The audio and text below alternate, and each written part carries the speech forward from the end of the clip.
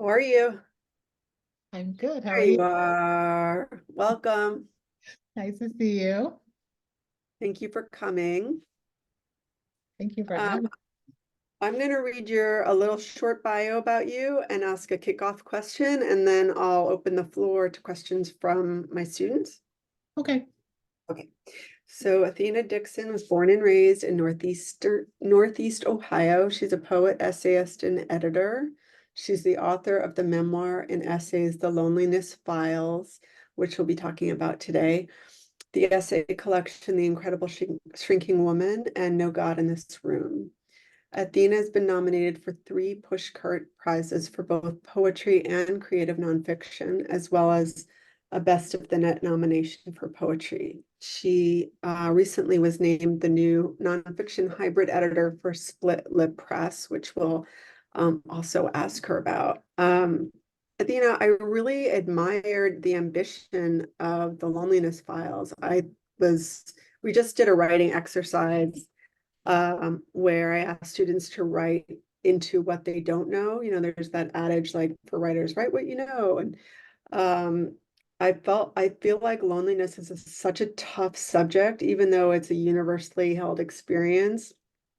It's actually kind of like philosophically kind of a moving target, which you really handled so adeptly. And then I also felt like you were writing into something that has changed radically for people with the advent of COVID and our lives being on screens all the time. So, uh, yeah, that you had taken on this topic that was difficult and important. So I just wanted to ask you about, the memoir and essays as a structure and how it matched this writing that you wanted to do about loneliness. I will say at the offset that the original manuscript that I turned in was not titled a memoir and essays. It was actually an editorial decision that was done on the back end once I turned in the first draft of the book, because the editorial staff at Tin House saw something that I was linking in a way that I didn't see it because I was so close to it. So when we went through that first round of editing, they were like, "We think that this is like a memoir and essays." And then when I got the edits back, I looked at it and I said, "Okay." Um, but originally, I was not writing a book. My original intent for the Loneliness Files was just going to be the original opening essay, Say You Will Remember Me.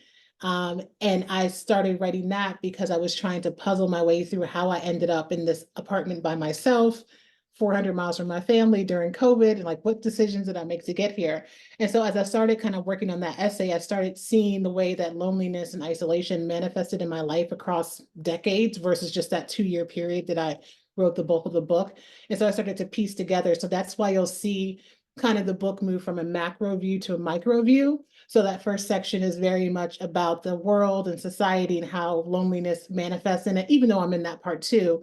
And then part two, I started getting a little bit closer to home, like what decisions did I make? How does this manifest in my life with not having a child and being divorced and all these other things? And then when we get to the last section, coming home, it was much more a micro view. And I wanted to look at how all of the thoughts that happened in the first two sections landed me where I am right now, that there's no resolution to the loneliness, there's no solution for it.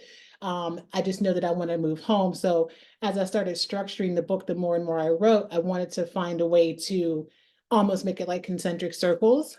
And I think the reason why it got edited into a memoir and essays is because those first three essays are very closely linked.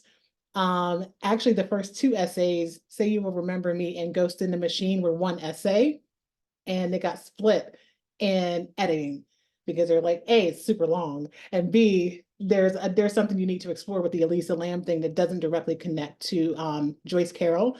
And so that's how it came to be. It really was me puzzling through things and eventually through editorial work, finding the connections and the order of it, versus me thinking I was going in and writing a memoir from the very beginning.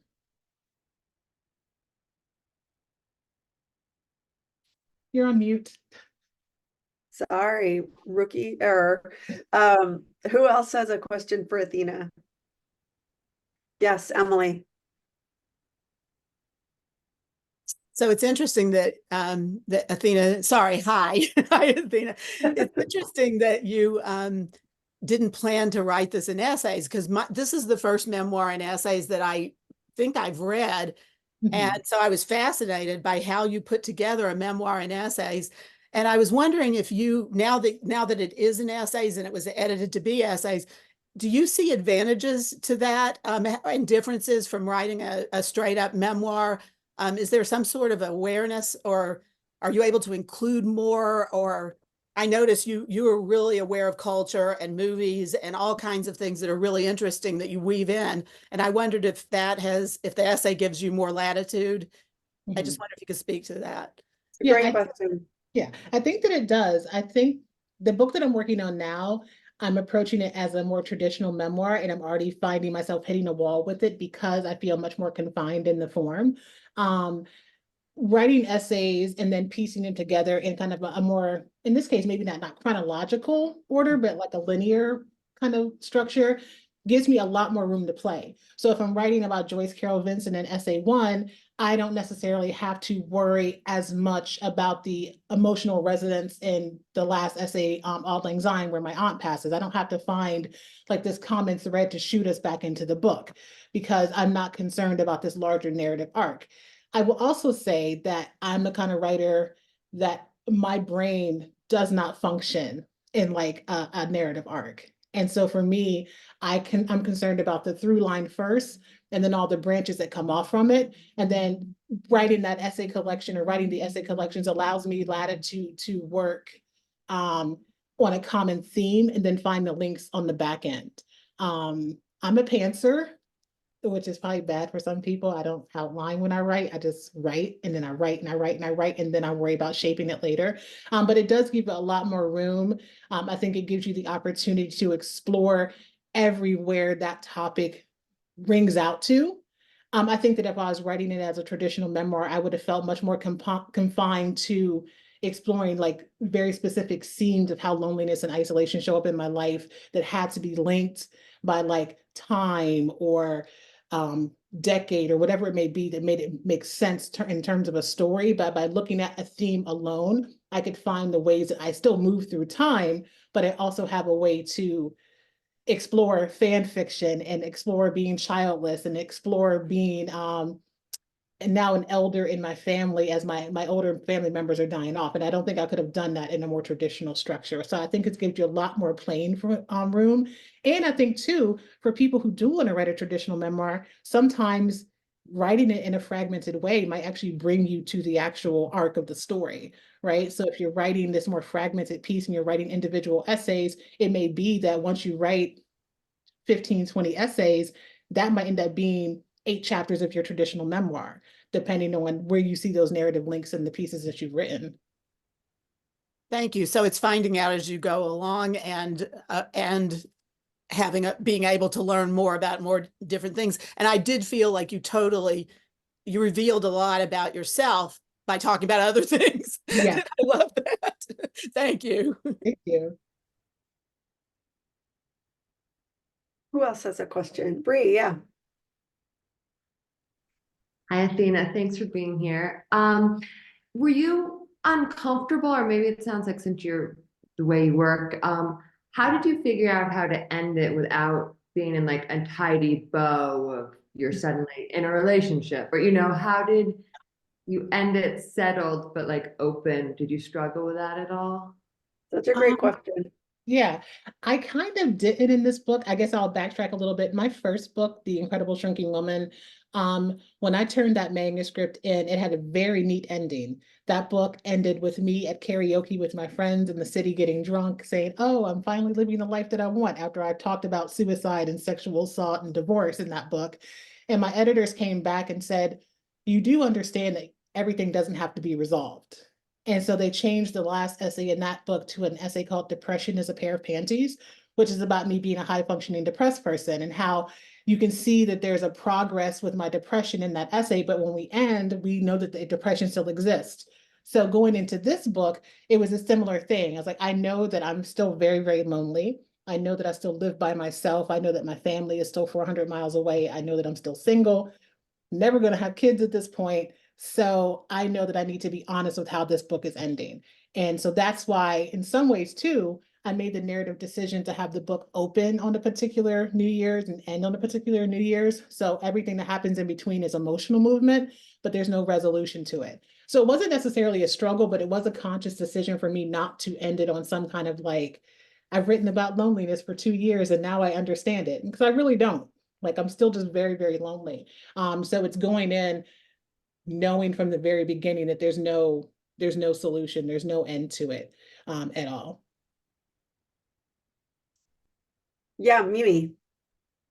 I'm gonna try to ask something that's concrete, really like, this is great. I love that you're a parent. You know, I love it this way. Mimi, I'm having a hard time hearing you. You're breaking up a lot. I don't know if there's a way to improve the sound quality. How about now? Any better? Little. A little bit better, yeah. Okay. I love that you're a parent. Mhm. Did you write the order and then put them together, piece them together? Or how did So you're asking, you like that I'm a pantser and you wanted to know if I wrote the essays in order or were they kind of written and then ordered later? Okay, cool. So I did not write the essays in order. The only thing that stayed the same in the book was the first essay and the last essay. Actually, no, that's a lie. The next to the last essay, upon my return, was the last essay that I wrote. And then the first essay that I wrote was Say You Will Remember Me. But everything else was written through like discovery. I mentioned in the book about how the algorithm was like showing me all these things. And that's kind of how the book came to be. As I wrote about one thing and was researching like Joyce Carol, that's how I came across Geneva Chambers. And then as I was writing about Geneva Chambers, that's when the Netflix documentary popped up about Elisa. So I started writing about her. So it really was, I wrote them as they came to me, and I wrote them as the pieces of isolation and loneliness came to me. And then the book went through, before I turned it into Tin House, I should say, it went in, I think it was ordered in 4 different ways before I actually got a final order. Like originally, I just wrote all the essays and then I started putting them together and I put them in chronological order. So I was like, okay, so I'll talk about the earliest instance I can remember feeling this, and then I'll end with how I am right now. And it didn't really make sense because there were things like narrative threads that were not out of order and I had to restructure pieces of the work. And I was like, I don't like that because I get very married. And that's probably a bad thing. I get very married to the sound and the flow of something. And so that chronological order didn't work. And then the next order I did was similar to the final order with different parts, but that was broken up because every single essay had a song lyric. And then that disrupted the flow too much. And it was a rights issue because if you don't have the rights and you got to pay for the rights, so that was not going to work. And then it eventually turned into the final version, which means going from macro to the micro. But all the essays are written out of order. And then I played around with structure and I wish you could, this door back here used to have like a whole bunch of pink postcards on it. And I would move things around to figure out how I wanted to order it. And then when I turned it into Tin House, the only editorial change they made to the structure is that they wanted to move one of the essays earlier. And I said no. And they accepted that and they were like, okay, leave it where it is. But they were all written out of order. Do you want to talk a little bit about the work you're going to be doing at Split Lip, and what are the books that you're most excited to acquire and edit and publish? Yeah, so I'm coming on as the nonfiction hybrid editor. So I will be the editor overseeing the open call for our nonfiction, like essay collections and full-length memoirs beginning this October. We have open calls from October to December every year. And so I will, along with Christine, who is the director, and Caleb, who is the assistant director, we I read everything, but after the readers come in with their picks, then I make my picks. And then if those are some overlaps, we'll discuss it with the director. So I will get the final say on the first book that's going to be published will be fall of 2025, because this fall's book is already selected by the prior editor. And what I'm really looking for is I'm really interested in work that leans into the rhythm and the cadence of a line. And when I say that, not necessarily like A B rhyme scheme or anything poetic like that, but just the musicality of like the experience. So I like to hear that people are like tapping into their senses. Like, are you telling us what the smell of the room is, and you're concentrated on that one sentence to put us in this bubble? Are you paying attention to how your lines are structured? If you have like hard stops and a lot of long complex lines followed by another break, just ways that you're paying attention to how the work works sonically as well as on the page. I really, really like that. And I'm also looking for work that's quiet but impactful. I think sometimes in memoir and personal essay, people assume that it has to be salacious in order to be important enough to publish.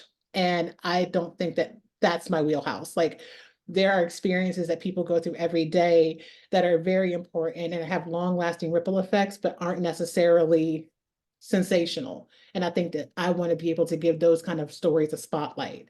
So I'm looking for work that's kind of just very lyrical, but also doesn't have to trade on the writer's trauma in order to make the story compelling. I think there's other ways to do that. Amen. I share your taste in literature Yeah. and in memoir. Okay, who else has a question for Athena? Rachel, are you raising a pen or okay, good. Yeah. Rachel and then Rachel, Monique, and then Pat.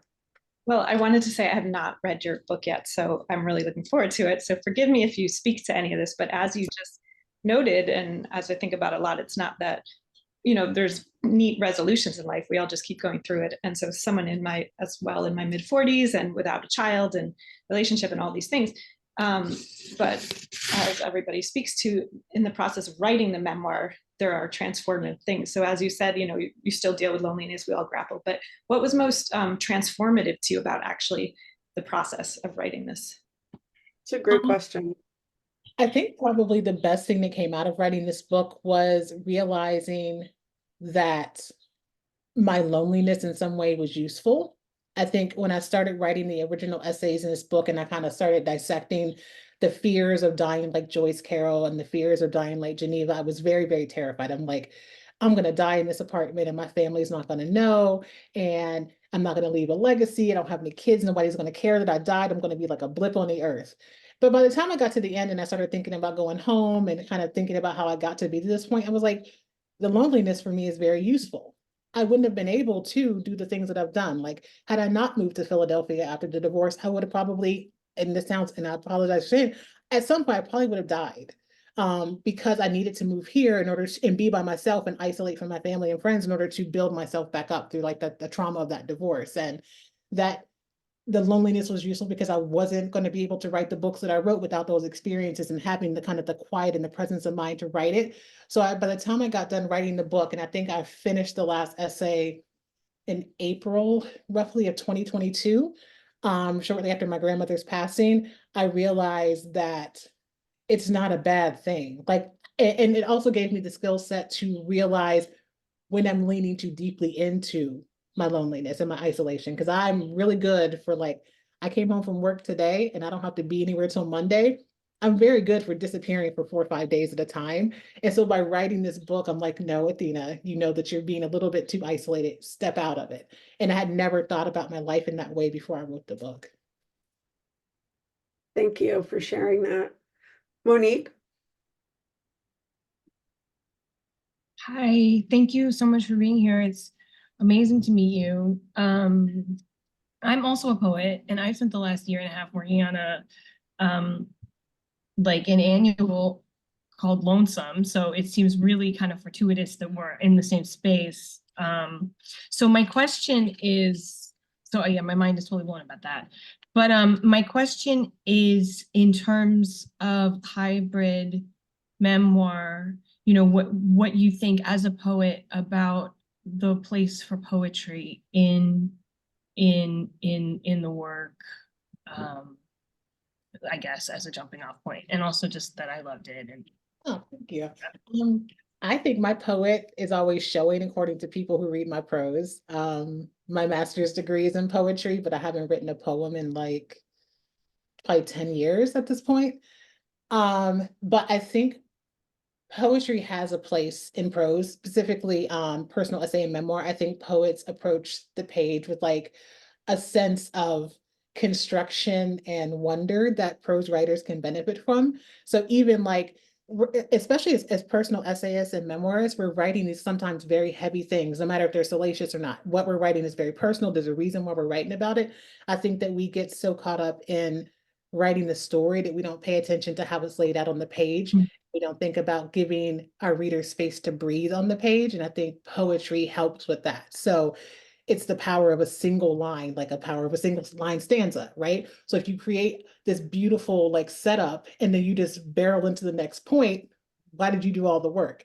And so poetry allows us to think about, maybe it's powerful to have this one single hard stop line by itself. Poetry allows us to think about, are we using words that are too similar in sound? So now your readers are glazing over that line because everything sounds exactly the same. Are you putting too many complex long lines together and you need to break it up into kind of like a long stanza and a single break and then a 3-line sentence? Like, just, I think poetry allows us to look at the construction of a prose a lot better, and it allows us to get dual work out of what we're doing by creating these narrative arcs and these images.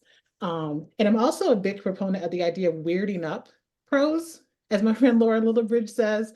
Like in my first book, there was a MASH game. I always include lists, I include journal entries, because I think that sometimes what we need in prose is not necessarily always a story. Sometimes we just need the kernel of it.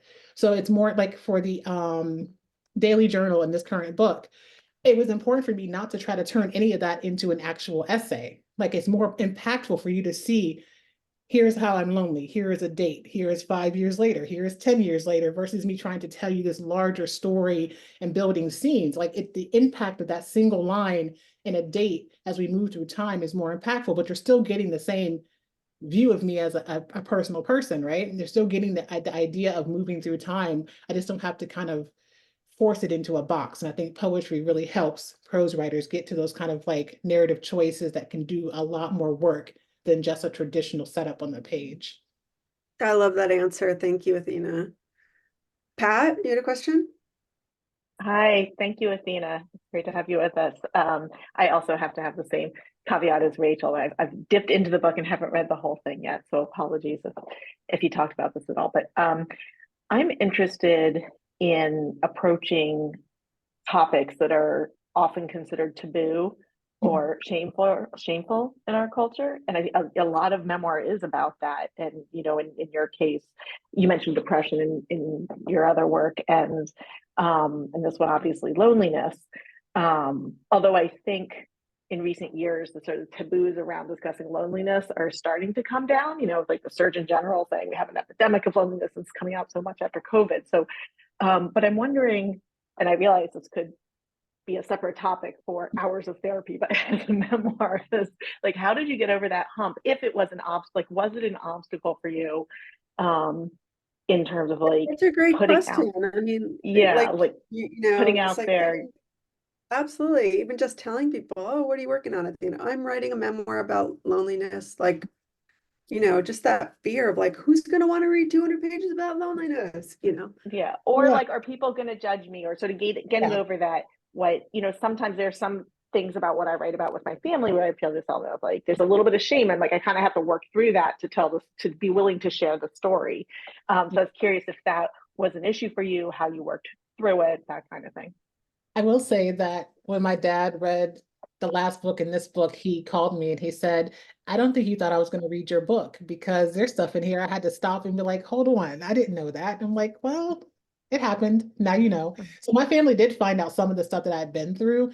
My first book deals with like sexual assault and divorce and suicidal ideation, and this book deals with loneliness and depression. And it's very difficult to explain to my mom and dad and my sister and my very large family that I'm lonely. And they're like, how? We talk to you like every day. I'm like, I'm still lonely. But one of the things that I practice, and I'm very, very serious about keeping on myself to do, is I keep separate folders. Anything that I've ever put in a book or anything that I've ever published in a personal essay as an individual piece, I've questioned myself heavily about whether or not I'm ready to put it into the world. One, because once I put it into the world, it's not mine. I can't I can't control how anybody interprets it. I can't control when they take pieces out and they make their own thought process about it. So I have a folder on my desktop called Good Morning Heartache. And I write stuff in that folder like it's going to go to be published. And then I sit on it. And I do it because it's stuff that I need to get out of me, that I need to write about, but I'm not ready to put it into the world. And then sometimes a couple months later, sometimes a couple years later, sometimes never, I'll go back and I'll determine whether or not it's time for me to put that into the world. If I'm okay, if I'm not going to be damaged or hurt or afraid or embarrassed for people to read about it. So by the time a book or an individual piece comes out, I've already had months to years to think about whether or not it's okay for me to put it into the world. There's only been one instance where I didn't follow that, and that is the essay Distillation in this book about my aunt taking her to buy the vodka at the drive-through liquor store. And I published that piece and I never told my family. They didn't read it until the book came out. And I didn't tell them when it was originally published because I was really fearful that they would think that I was being disrespectful to her and putting too much information into the world. And I will say I regret that because I didn't sit on it long enough before I put it into the world. That was actually the essay they wanted to move earlier in the edits, and I said no because I wanted to bury it. So yeah, usually I have a completely separate set of writings that I'm not ready to put into the world yet, and then when I go back to them, I'm okay. An example of that is I had an essay in my first book called An Imprint Instead of a Flash, and it was about the day that I tried to drive my car into a semi truck when I was going through like the height of my depression, and I'd never told my family about that day. I had hidden it, and I wrote that essay and I sat on it for like 2.5, 3 years. And then I told my family, like, hey, I have this book coming out. I put this essay in there. I'm okay. But I just want you to know that you're gonna come up against this thing. And I don't want you to think that this is how I'm actively feeling. It's years in the past, but it's okay for this to come out into the world now because I'm okay to talk about it. But yeah, I keep a separate folder until I'm ready to put something into the world. That's so sane. Thank you. That's really helpful. We are out of time. Athena, you've been such a great guest. We've really appreciated it. I really appreciate it. Wishing you the very best and can't wait for your next book. Fingers crossed I finish it soon.